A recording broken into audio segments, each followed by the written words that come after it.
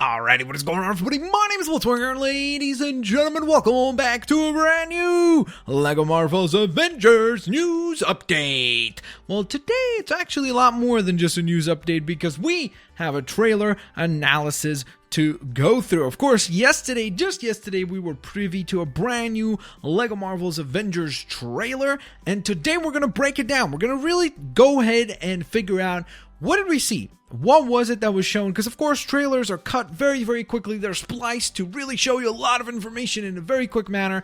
But today, we're going to slow things down, take a breather, and try to figure out what exactly did we see. Additionally to that, I did dig up some extra information, which is really, really cool, including the first DLC pack, which is going to be a pre-order exclusive bonus, so stick around for that, plus some other bonus type information that I went ahead and managed to find while putting this whole trailer analysis together.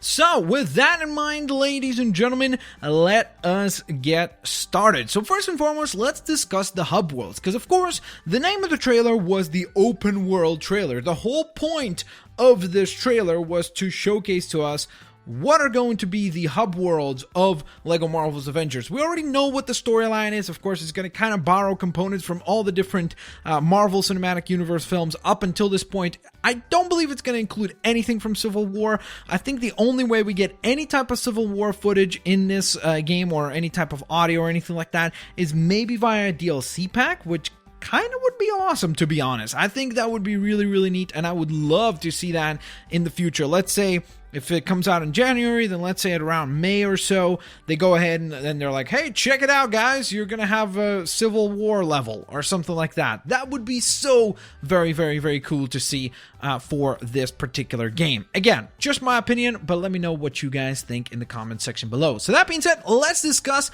the hub worlds that were revealed, and of course, take a look at the actual images for them. So first and foremost, we have Asgard right here, which looks incredibly cool. Just super duper awesome. I really, really like the overall feel of Asgard. Like, it looks super duper really royal, but at the same time quite menacing and mystical with the way that they chose the skies to be multicolored and such. I'm sure Bifrost is going to be included in this particular hub world, and I'm kind of surprised because, you know, when you think of the other hub worlds, which we'll get to in a moment, you kind of think, okay, yeah, these are going to be a lot smaller. New York is going to be massive, but Asgard is a pretty ginormous place, so I really wonder just how small will this hub world be. My hunch is telling me that it's not going to be all that small. I'm guessing it's going to be about the size of some of the hub worlds that we see in like LEGO Dimensions, which is not small whatsoever. So I think this is going to be actually a pretty substantial sized hub world that we will get to explore.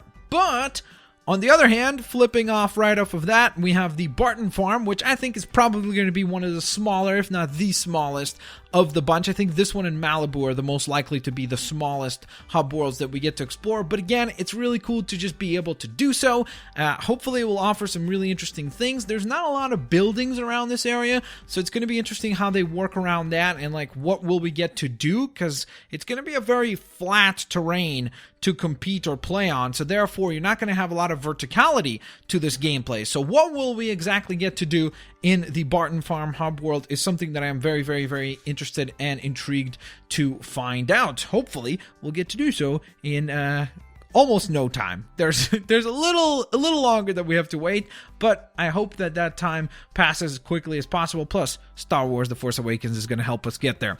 Nonetheless, we then move on to Malibu, which does look really cool. I was very, very surprised that they chose this as a hub world. I wouldn't never have kind of thought of this as an area that I was like, oh yeah, that would be a cool area to explore. But at the same time, you can't go wrong with it. I hope the giant bunny is somewhere in there. It has to be there. I mean, come on. You have to have the giant bunny from Iron Man 3. You have to have it somewhere on this hub world. Maybe make it like an Easter egg, but it has to be there without a shadow of a doubt. It better be included, and we'll see how the actual hub world, how large it will be.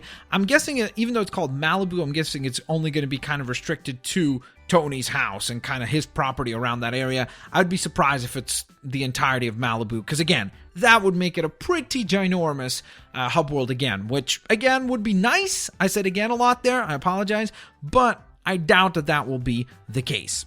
Then we move on to the shield base exterior. Interesting enough with the wording there, they did go ahead and choose to actually specify that it's an exterior, which is kind of interesting because I wonder if that means that there's also an interior component, because you can clearly see an interior to these buildings. Like, we can see through the glass here, and we can clearly tell that there's something inside, and so much so that I bet you we can go in there. So I wonder why this was specifically called exterior, because I have a feeling like we can enter this base as well. Plus, I'm very, very hopeful that we still get the helicarrier that is going to be floating above New York City, just as it did in Lego Marvel Superheroes previously, if you've played that game. Then we move on to Sokovia, which was a no-brainer, of course, especially after Avengers, Age of Ultron. Definitely made sense for them to include this one. Looks cool. I also do think that we get a little bit of a preview of the vehicle summoning point right there. Right above the Sokovia title, there's a little blue collection of Lego studs, and I think that that's what that is specifically there. This obviously is Sokovia, I think, after the events of Age of Ultron, because we can see there's a lot of ruins everywhere and a lot of destruction. So it'll be interesting to see what kind of missions we get to actually do within Sokovia. Will it be mostly rescue missions, or will there be more depth to that?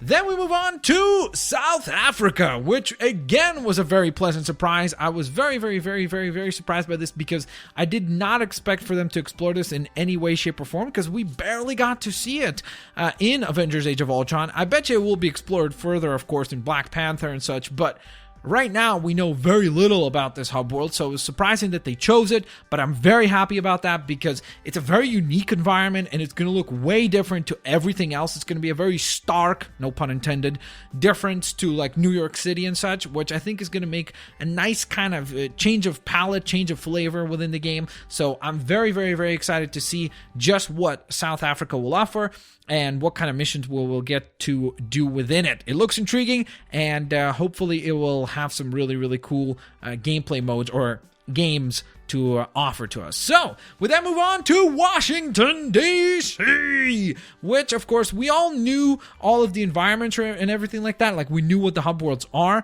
but just seeing them now and kind of seeing how realized they are, it's really, really cool. And I think that for those of you that were kind of worried maybe about the fact that the hub worlds were going to be tiny, I think that we are absolutely, without a shadow of a doubt, getting an incredible amount of value with this game. I mean, considering that we're getting the New York City that we had in Marvel Superheroes, obviously it's improved with more stuff and more different things to do, but we're getting that whole giant hub world, and then all of these other 6 hub worlds. Like, it's insane how much stuff we'll get to do. Even if this Washington, D.C. is not full scale, it's still incredible just how much we get to play within. And don't forget, there's then also the regular missions to complete. So we don't just get the hub worlds, there's also regular gameplay through missions to do as well. So an incredible amount of variety offered via this trailer and really confirmed to us. And then, of course, I did forget to conclude this whole thing with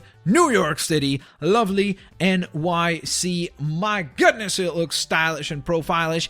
Interestingly enough, one thing that was confirmed is that apparently there was not going to be any day and night cycles for the hub worlds, that the day or the period of day that they are set in is what it will be. So you won't have an actual cycle happening where New York is going to be turning into nighttime, and let's say Barton Farm, you'll have daytime and nighttime. It's always going to be kind of the weather and the setting of day that we have seen so far. So that was a little bit of a disappointment, because I thought it would be really, really incredible to see like New York, Lego New York, go ahead and then at nighttime light up with a whole bunch of LEDs, and how wonderful that would be. Imagine swooping through the skies as War Machine or Iron Man and just seeing all the lights and everything. That would be incredible, but hey, maybe they could do that in a third game. I know I'm getting ahead of myself. They have not even released this one, but that's a possibility for something in the future. So, with all that out of the way, now let's go ahead and discuss the characters that have been confirmed by this trailer as well, because there were a few. So, let's begin.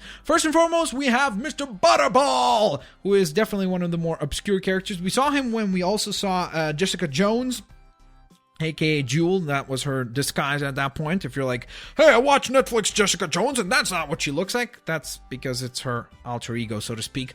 And yeah, we saw her taking on some criminals, some random crime, and within that particular scene we saw Butterball, who looks incredibly goofy, but also, again, as I always say, I think we need these types of characters to add that extra depth to the game, where it's not all just cinematic universe. There's a whole bunch of stuff that we get from the comics. So Butterball, definitely a character that I was very, very happy to see, and the more of these types of characters, the merrier. So then we move on to Diamondback and Detroit Steel, both very, very incredibly cool looking characters. Detroit Steel is, of course, a large fig. I'm pretty sure that this is Detroit Steel.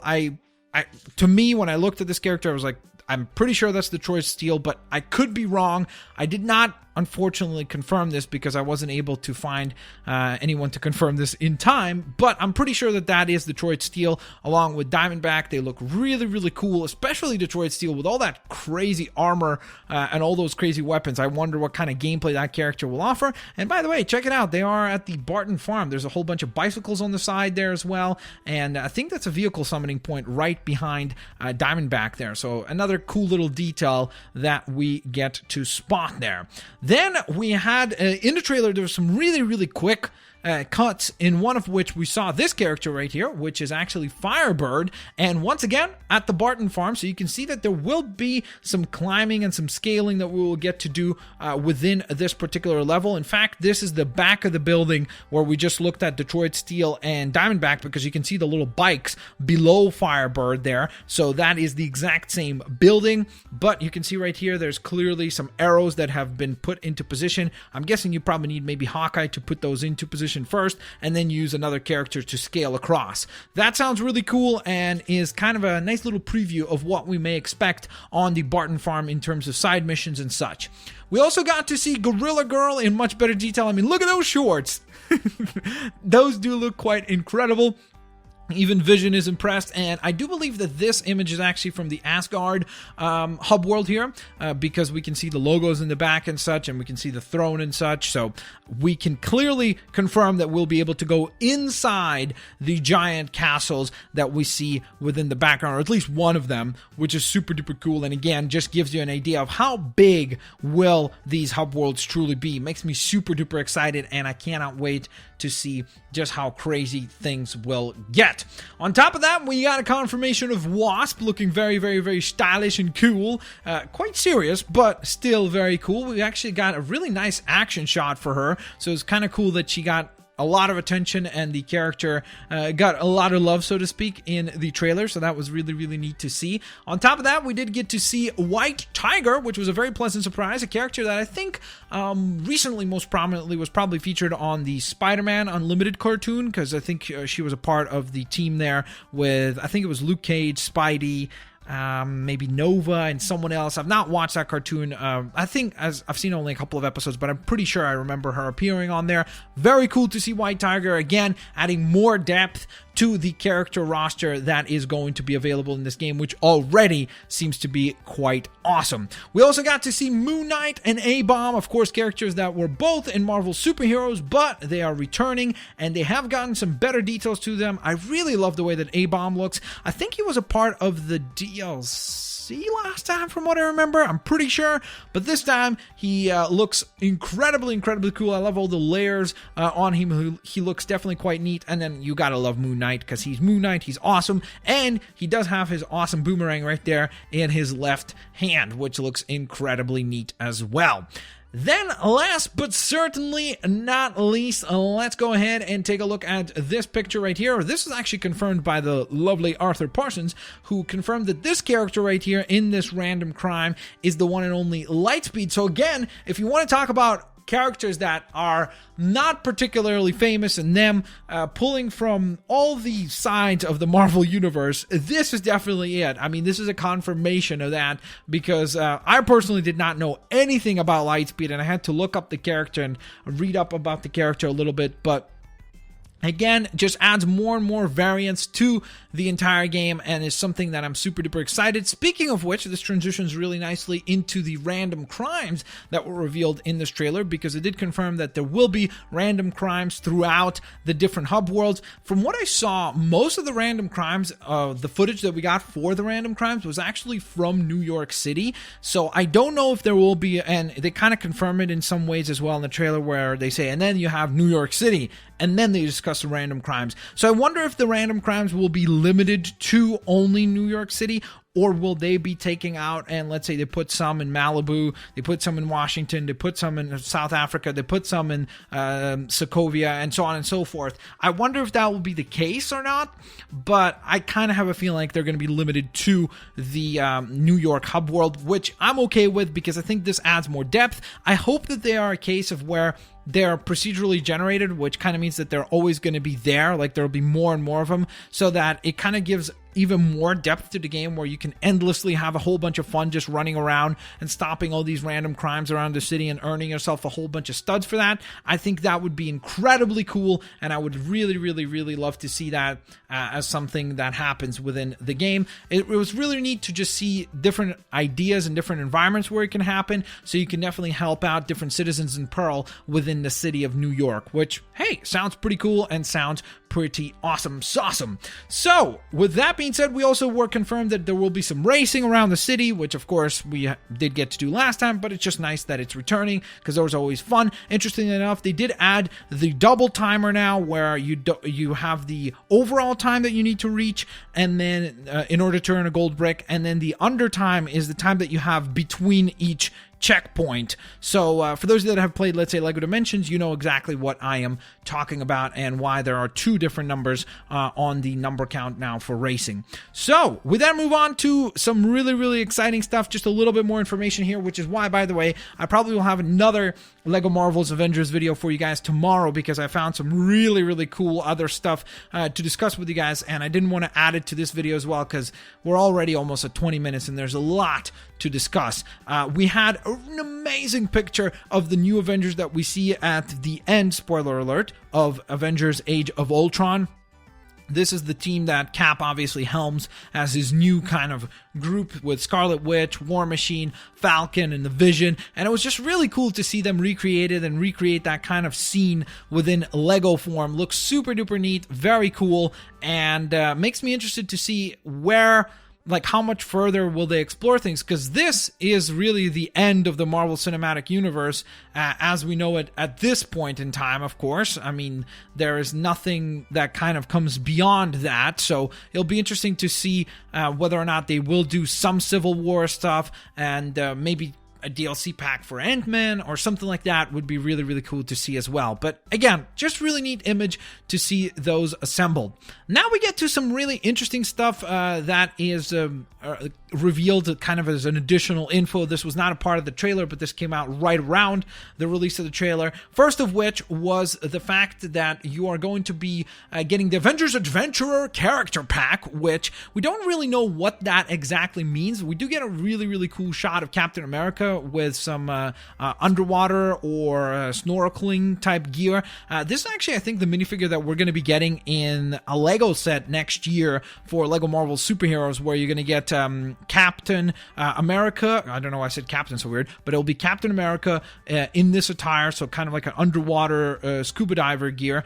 And additionally to that, you'll get the underwater Iron Man suit, which for some reason now I'm forgetting what mark it specifically was, and you'll be getting like a Hydra underwater submarine or something like that. So I wonder if this is a character pack that is in some way connected to this, because they did confirm that the game is going to have a DLC pass, or a downloadable content pass, or season pass, I should say. I completely forgot what it's called.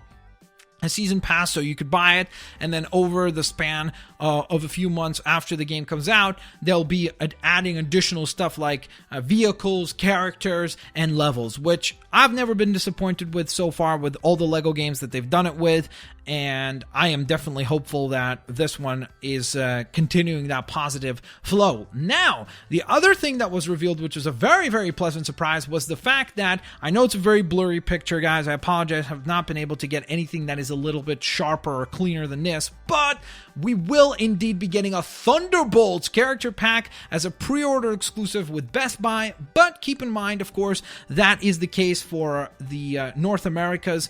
That might not be the case in Europe, and keep in mind the fact that oftentimes, or not oftentimes, all the time, all pre-order packs become available after a little while for purchase, whether it be for $1, $2, or $3. Usually that's kind of the price range that they go with, but it will be available even if you don't get it as a pre-order. You'll be able to then purchase it in the future, so don't panic if you're like, oh my god, I don't have a Best Buy where I live or something like that. So, nonetheless, the character pack, we can clearly tell only one of the characters, which is Citizen V here, which, if you don't know, that is Baron Zemo, actually, and that was a part of his Masters of Evil that he then renames the Thunderbolts and so on and so forth, but doesn't matter. Essentially, we can't see all the names on there. It's quite clear that it will be 6 additional characters to Citizen V, so it's a 7-character pack. That's a little redundant, but I hope you know what I mean. Now, if it is the original Thunderbolts that they're going with here, it should be like Fixer, Beetle, Screaming Mimi, Goliath, and oh my goodness, is it Moonstar? No, it's not Moon. Is it Moon Knight? I don't remember. Is it Moon? Oh no, it's Moonstone, isn't it? Yeah, I'm pretty sure that it will be Moonstone as well. So those will be kind of the characters that I could think of. Now, of course, it could be kind of an amalgamation of different versions of the Thunderbolts, where you could have even Norman Osborn in there, Venom could be in there, who knows. You can definitely get a lot of different characters because there's been different iterations of the Thunderbolts, like there was one after Civil War, Siege. There's been many different iterations of the Thunderbolts, so it'll be interesting to see which one they go with. Because they chose the image of Citizen V, I'm guessing it's going to be the team that was led by Baron Zemo. That would make sense, but you never know which specific characters they will choose. So, with that in mind, ladies and gentlemen, there you have it. What an incredible amount of information, and we really did need to, as you can see, take a good 20 minutes plus to explore just all the details that were available here. Now, with all that being said, I would love to hear from you lovely folks. In the comment section below, let me know what you are most excited for. Is it the hub worlds? Are you now excited and you're really enthusiastic about the fact that we're getting these really in-depth and ginormous hub worlds, and then of course New York on top of all that, which looks incredibly cool and really exciting? Maybe it's some of the characters that were revealed that excited you most. Maybe you found one of the characters like Butterball, or Detroit Steel, or Diamondback, or Firebird, or Lightspeed. Whatever character you found to be intriguing, that's what you were excited most the most for.